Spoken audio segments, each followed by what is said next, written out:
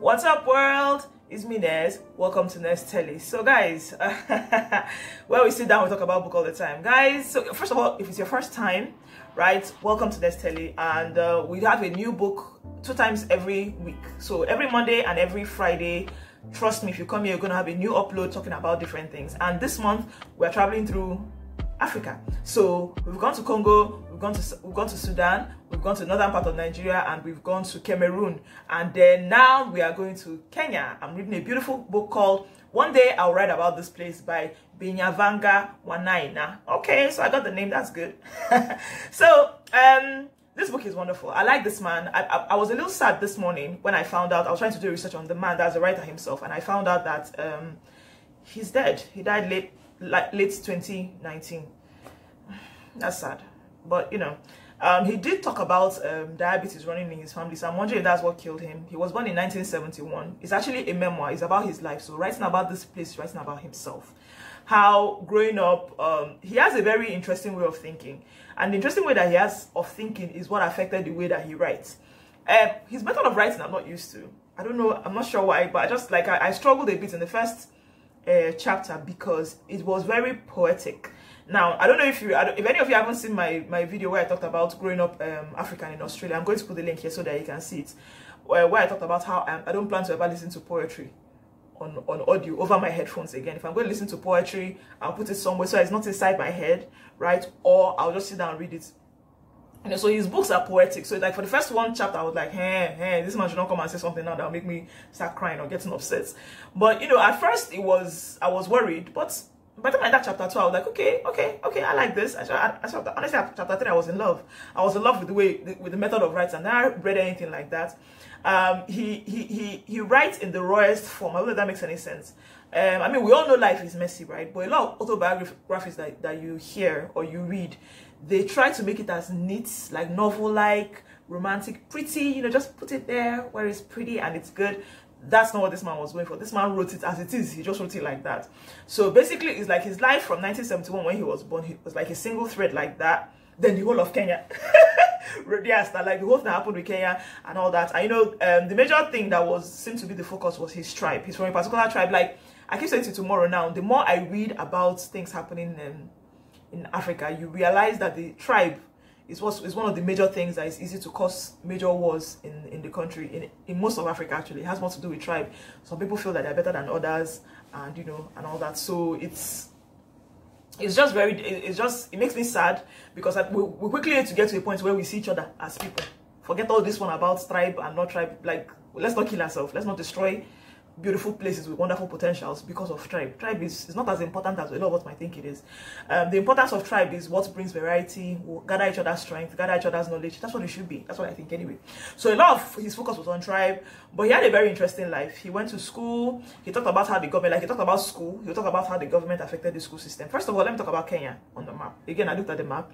Kenya has a port into the Indian Ocean, right? And then after the port, there's Somalia, there's Ethiopia, there's South Sudan, there is Uganda, and there's Tanzania. They are all in the eastern part of Africa. South Sudan is not necessarily referred to as the Eastern Africa though, but it's usually referred more to the the old Sudan, is usually referred to as part of Central Africa.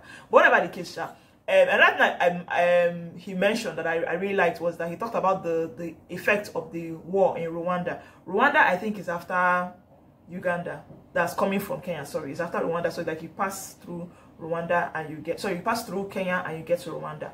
So he talked about the Rwandan the Rwandan genocide that happened in the 90s, how that affected them in Kenya too. People were scared of, like, people will give birth and they will pray that their children don't have that particular nose that of the people that they were killing in Rwanda.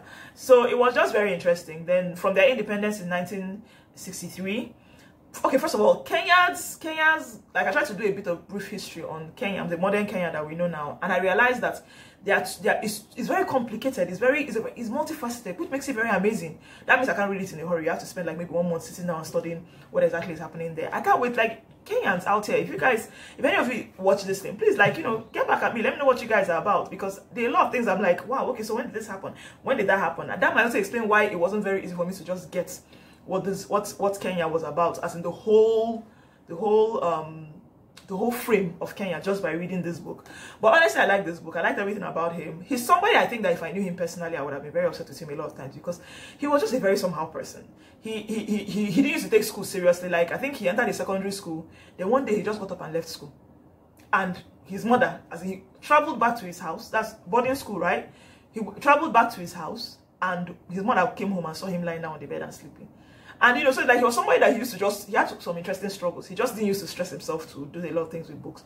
But the beauty was that novel, he loved to read novels. So he would sit down and digest novels, and he would sit down, chop novel, chop book, chop novel. So it made sense to me that was why he would end up being a writer, because that was the one thing that he did without breaking sweat. So it's those kind of people that they are smart, right? They always pass exams and all that, but you don't see them reading. Those people that used to deceive us in secondary school. He's that kind of person. So like, I just imagine if I was his friend, I would be giving him side eye. But the guy is very nice. I liked what his book was about. I liked the way he talked about, in South Africa, when he went to South Africa, and, you know, at first everything was good, and then he has very interesting relationships with a lot of artists, the likes of Michael Jackson, Lionel Richie, Brenda Fassie in South Africa. You know, when Brenda Fassie started apparently Brenda Fassie started taking a downturn at a particular time when she started doing drugs and all that, and how it used to upset him. Like, I'll be like, what's your own? Is it your own? You know, but I don't know, I just liked it. Then of course when the xenophobia thing kind of started in South Africa, where they said South Africans started killing people that were not from their country, how that affected him. And so he was there to go to school to study computer science, and somehow he ended up not doing it because he just, you know, but I think it may have had to do with fear, because he cannot even explain what happened. Just like he said he doesn't know how it happened, but he suddenly locked himself up in a room, and for a year he wouldn't come out as much, and he stopped going to school. Thankfully he has a sister that was able to check on him and all that, but eventually somehow they moved him back to Kenya. He didn't grow up in Nairobi, he grew up in Kenya, other part of Kenya and all that. Then he talked about when he was a child too, again back to the tribal thing, where he talked about his mom had a salon, and there was somebody from opposite the street, I think a cafe, who had a quarrel with the mom, and during that quarrel a whole bunch of people stood behind the woman, and from a simple land disputes, like, okay, all of us are living together and we're having problems, suddenly now it has turned into a tribal thing, because the people from opposites have formed a gang against the mom. And, you know, the other woman was like, hey, I don't know, you are here trying to take over our land, you know. It's really sad. But I don't know, I like the story. I was saddened by the fact that the guy left. I'm glad I read this book. It's really good. I don't know if you know anything about him, or you know anything about the guy, Binyavanga Wainaina. Amazing book. I don't know, I'm sad that he's gone, but, you know, it's a beautiful book. He also came to Lagos and talked about Lagos. I laughed so hard at that one. I think it's wonderful. You should try and read this book. It's nice. He just talked about his life, like, just very fluid.